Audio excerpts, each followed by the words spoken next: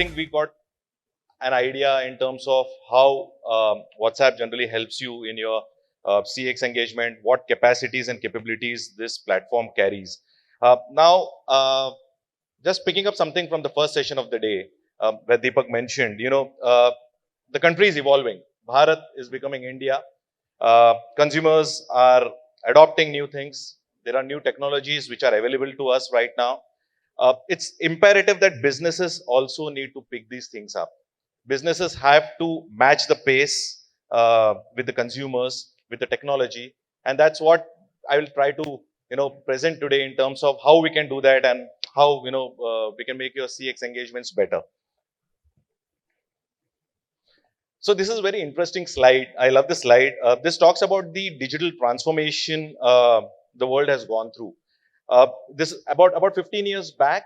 What was Facebook? Facebook was just another website where the college students could interact with each other in the campus. But look where Facebook is today. Yep, we see almost every one of us being present on Facebook. Similarly, YouTube in 2006 was just out of beta.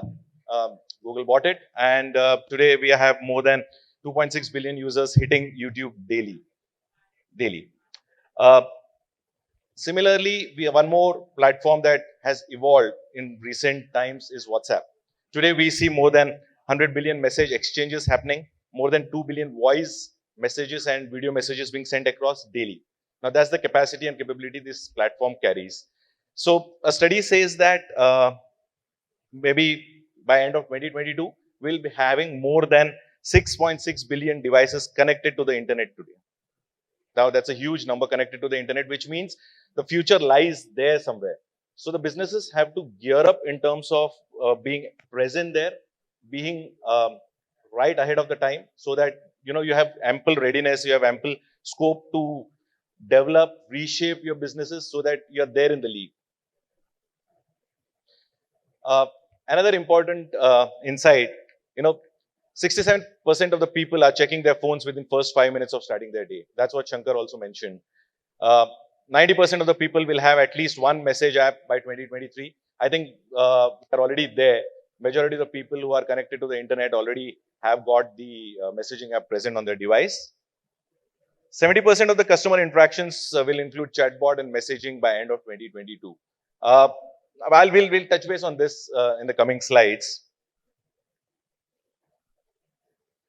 Another interesting insight, 64% of the people said they're very unlikely to download a brand's app. Now just imagine we shop today with so many brands. Now if you have to get in touch with the brand for any purpose maybe, then if you ask the consumer to download an application, it's going to be very difficult. Just imagine your phone will be cluttered with zillions of applications. Now that's not going to happen, we know that.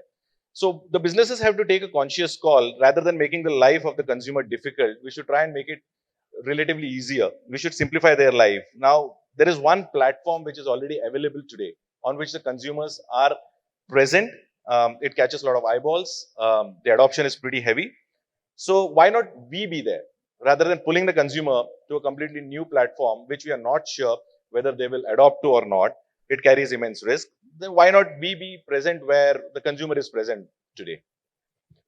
59% of people said that they would choose messaging instead of an email. We know email right now is a good to have product, but the adoption on email, the kind of traction that email was driving earlier is not there today. And it's happening with everyone, wherein we see that there are a lot of emails that come to your inbox. Majority of them are spams, promotions, junk.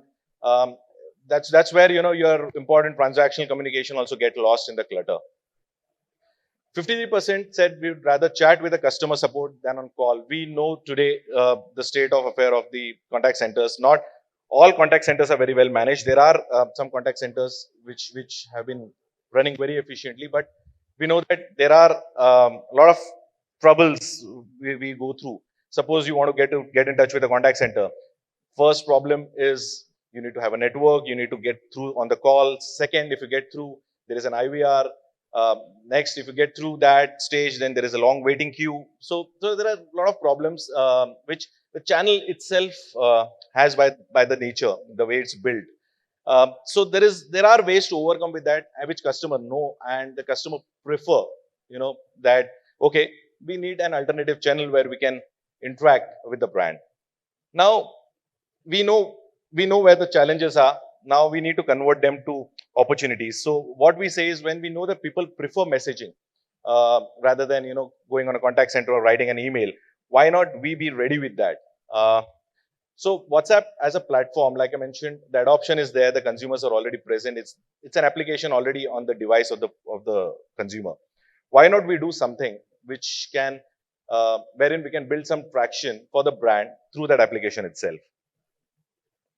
People expect convenience. So empathy and convenience, that's what we saw in the fireside chat. The conclusion was we should think about building empathy and building convenience. Rather than making the life miserable or adding to more clutter, we should look at convenience. We should focus at convenience. And how this convenience can come? You can have all the use cases, all the journeys built into one single platform. Say right from nudging a customer, sending a promotion campaign, or you want to send out, you want to help him with the purchase, send out product catalogs, help them with payments, or maybe post purchase you want to help them with delivery details, or maybe you want to take an NPS survey or a feedback. Everything can be done together seamlessly. Customers demand seamless experience. It's very difficult that you get one piece of information on an SMS, you get the another piece of information over an email, the third piece of information over a voice call. Then it's very difficult to gather and hold them all together, to register all that.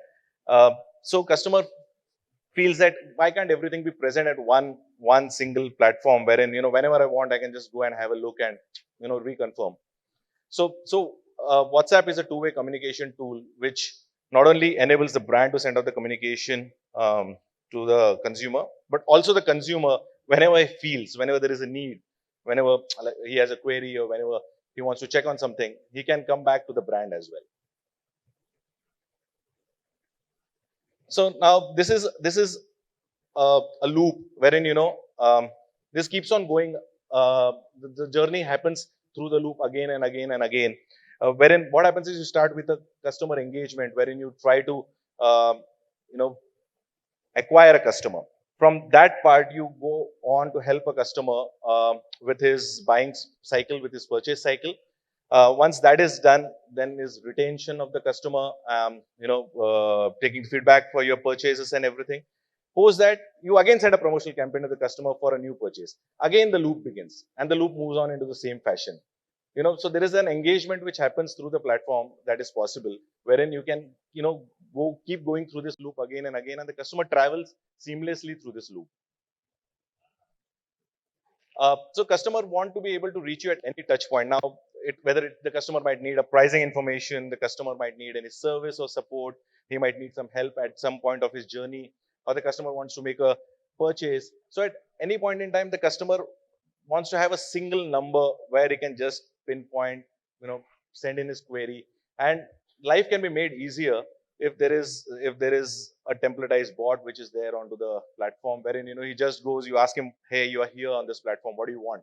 And the customer just says, these are my questions or these are my queries, I'm stuck with this, and immediately there is an answer or someone getting in touch with you post that.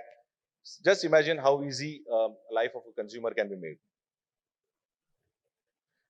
So 86% of the customers are willing to pay more for a seamless customer experience. So today, with the new generation coming in, with the purchasing power lying in the hands of the new generation, we have seen that convenience is utmost priority for them. Sitting at their hot desk, they want to buy something rather than moving out somewhere, shopping out for options. They want to do from their phone, from their desk. They just want to be able to be given that convenience, given that ease. So even if it costs a little more, they're willing to pay that extra money, for that kind of service. Now there are different journeys, like we've seen in the previous slide, where you can utilize these platforms. Say, for example, at the discovery stage, the customer wants some help. He's at your website. The website is not very clear. The website is slightly complicated, or the customer is not able to navigate for any reason. you have a option there that we are available on this number or whatever. The customer reaches out to that. Customer says, "Hey, I'm looking out for this." So rather than having a dropout because of some complexity at some stage, you have an option, you have an alternative where the customer can still be yours. Um, you generate leads from that customer. When the customer pings you, you can collect the basic information that you want to. You can collect the basic info for your purpose from a lead gen standpoint, and you can just put it into your systems.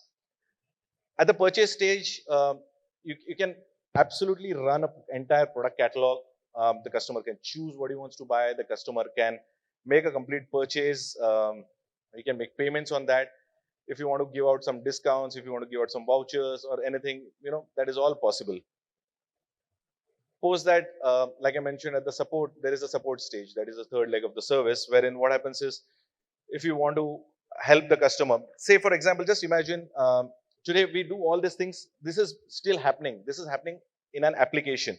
Today you order something from Amazon, Flipkart, and you just want to check what's the status of your order.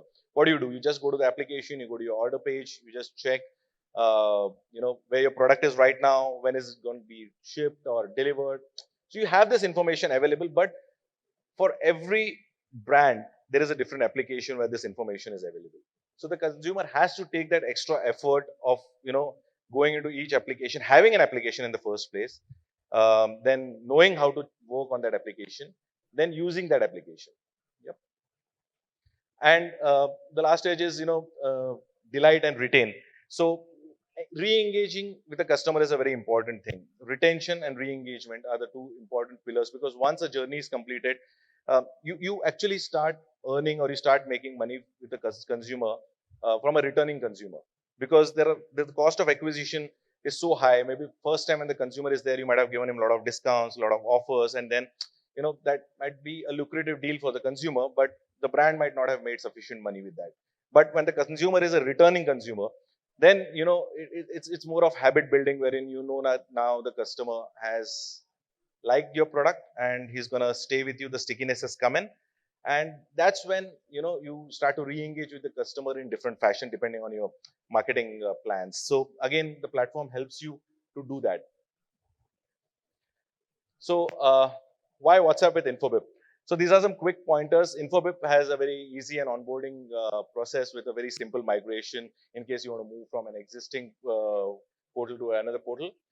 You have different hosting options. You have an on-prem hosting option. You have an on-cloud hosting option. Different types of integrations, like you can have a simple integration via an API or a full stack solution.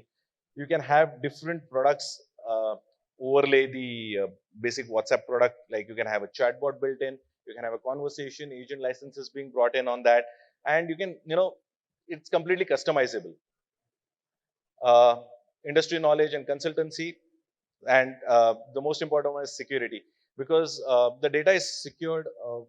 Even when you interact on WhatsApp, you must be seeing that when you do a voice call, video call, that the data is encrypted. So over and above that, when Infobip works with other layer of services, again, those services are completely compliant from all security angles. So there is no risk in that. And most important is analytics. What happens is, now you have decided to adopt and use the platform. But what the platform is giving you back, you need to gather that information somewhere. So analytics is a very important aspect of business, wherein you have the data, but you also need to know how to use that data. I mean, data crunching is very important in terms of what is coming in has to be put to some sense to business. So again, Infobip can be of help in that. These are some of the logos that we are working on, just few examples. More than 2,000 brands worldwide use WhatsApp with Infobip.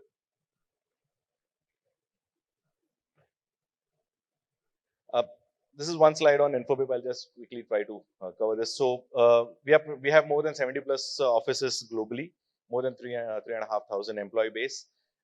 We are the only player with a global reach of more than 190 countries.